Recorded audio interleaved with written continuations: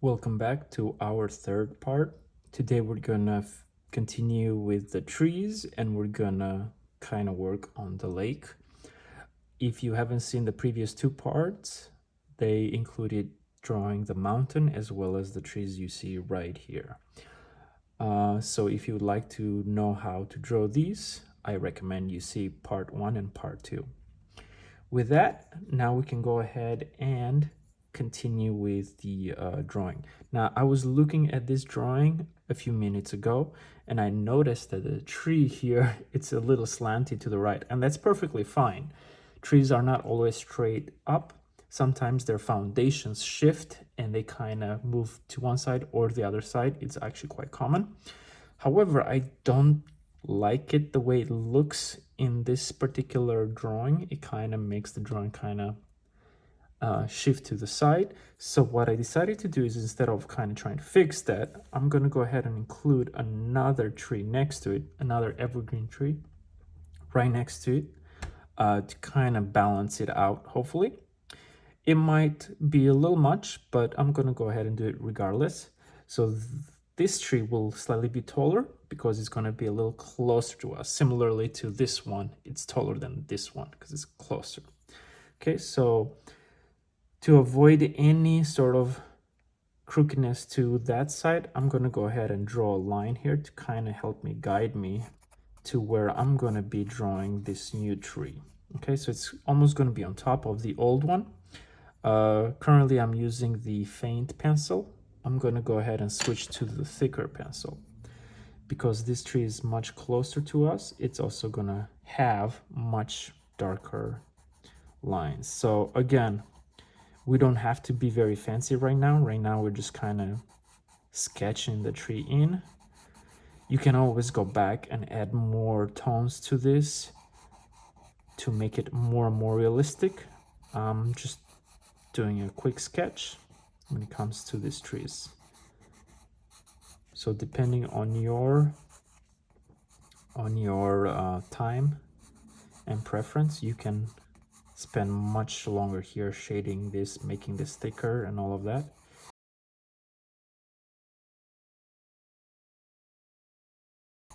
Now, if you go too dark with the shading or with these lines, you can always kind of try and erase some of it to kind of create tone depth, kind of different types of shading darknesses.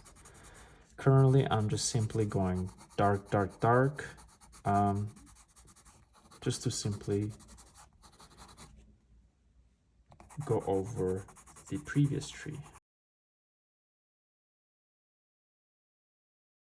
And if you want to add depth to the branches, what I recommend you do is, usually the bottom, it tends to be darker than the top of the branch because it gets less light. So if you want to kind of improve, add more texture, go darker at the bottom. Sometimes it's just going darker with just lines is even better, because some branches are sticking out, some are not.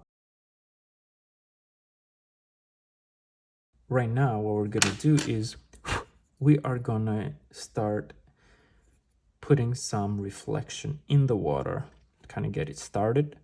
And I recommend, when you do the reflection, kind of pick on the trees that are closest to the water.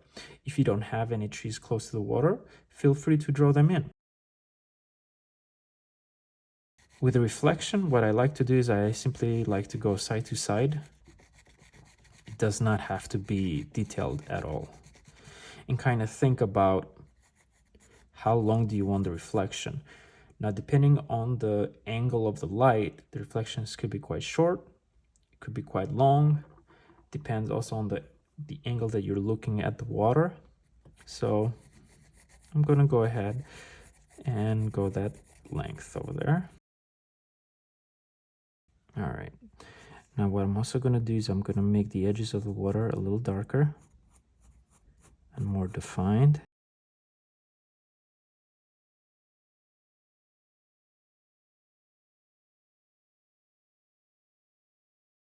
Now you can add some texture to the ground, some shading. some grass. Let's go ahead and start closer to us here. Now with the grass, I'm going to go a little darker. So I'm going to use a thicker pencil. Now, as you can see, when I do the grass, I'm going dark at the bottom and then lighter up top.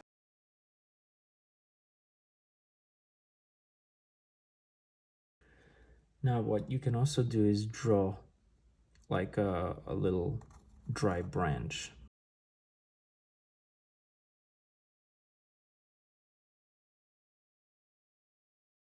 Okay, what I'm doing now is I'm kind of following the ground direction and a little bit upwards. What this kind of helps you do or achieve is kind of give pretty much a surface to these trees, or a foundation, I should say. And you can always go back and add more and more details. This is very basic, very quick. Now, if you got too much space and you don't like it, you can always put a tree in the middle. Now, the edge, usually you want to go a little darker.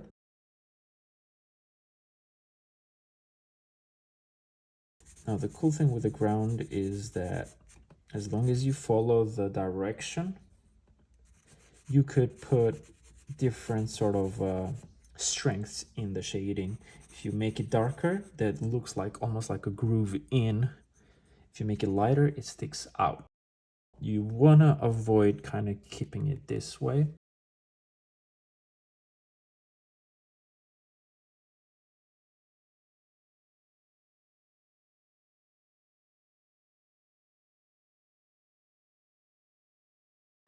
So again, all I'm doing is kind of filling in, putting in more details by simply going darker and darker and darker. If you see a spot that you don't like, just add more shading to it. If you don't want to add shading, then put in grass. It could be as simple as this. It could be branches. It could also be a bush. I'm probably going to try and put a bush here somewhere. Now, at the edge of the water, what I've noticed is that if you go really dark, it kind of creates a really nice effect where the land meets the water. So go dark there. You can go in a dark line.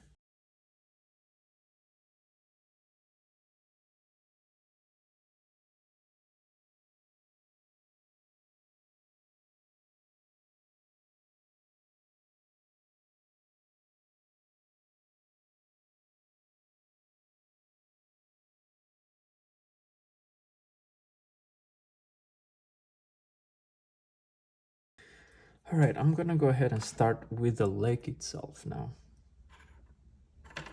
Gonna use a very light pencil and just simply go back and forth. I might even cover the reflection that I created prior, and that's perfectly fine.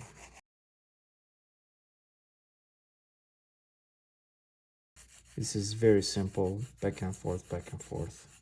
Very light, by the way. You don't need to go heavy at all, very light. And now near the edges, I'm gonna go back and make that darker. You can kind of see a little bit the effect happening. Now you can always go back and enhance it a little bit. You could do a little bit more shading overall and make the shadows darker. As you can kind of tell, these trees are a little too light, so I'm gonna go ahead and make them a little darker. By going in a second time, I'm also adding more depth to it.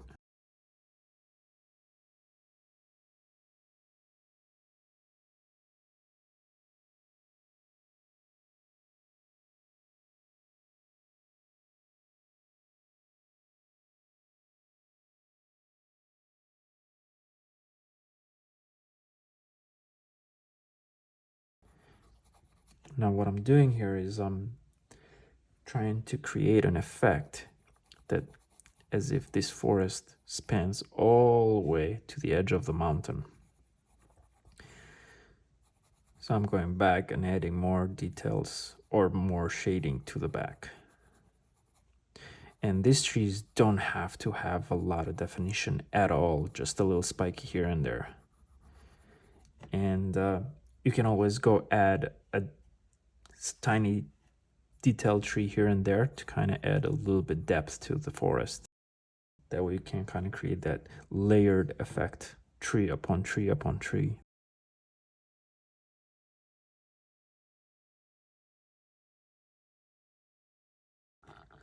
And you can keep on going with this.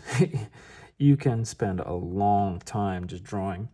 You know what? I might include a medium-sized tree right here. Right about here, I would say it's appropriate. And again, to create the tree, it's just a back and forth V shape going downwards. And there's other ways to do it, but I think that's one of the easiest ways. And you can always go back and add more depth to it by adding more and more color. Or you could just simply leave it as is. Either way, it looks pretty good in my opinion. Because again, these trees are also very far away, so many of these don't need details. The ones that are up close to us, you can put in more and more details. I'm probably not gonna because it's very time consuming.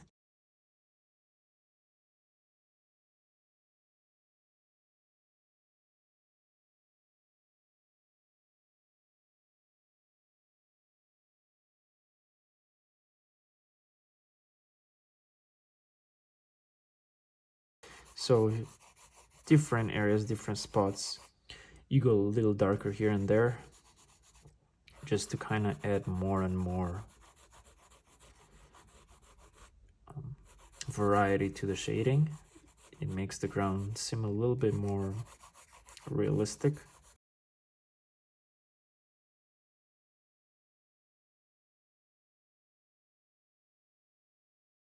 I don't know if you could see the bush. Now again, the bush, all I'm doing is making it darker at the bottom, lighter at the top.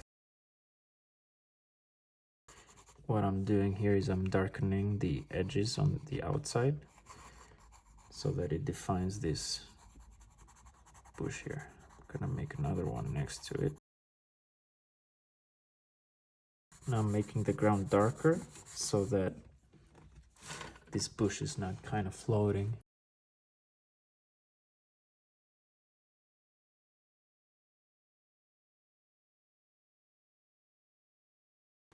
All I'm doing for this bush is just using different tones to kind of create shaded chaos pretty much.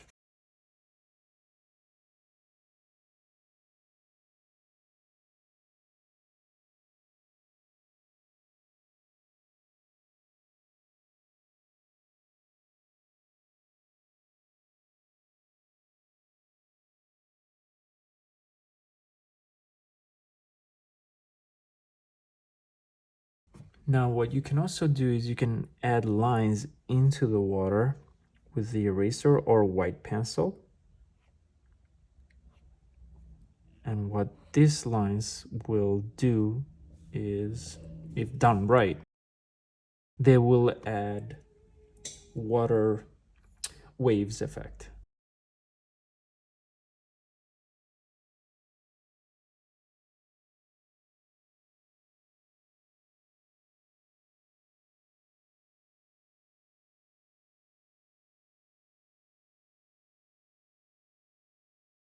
I did not like how that looked, so I'm gonna go ahead and simply just cover it with vegetation, more vegetation. No big deal, right? The cool thing about drawing nature is that you can literally go on top of things and that looks somewhat realistic. Now, once you draw grass, it's always good to kind of draw almost like a base for the grass, like a darker base. Kind of provides shading and grounding.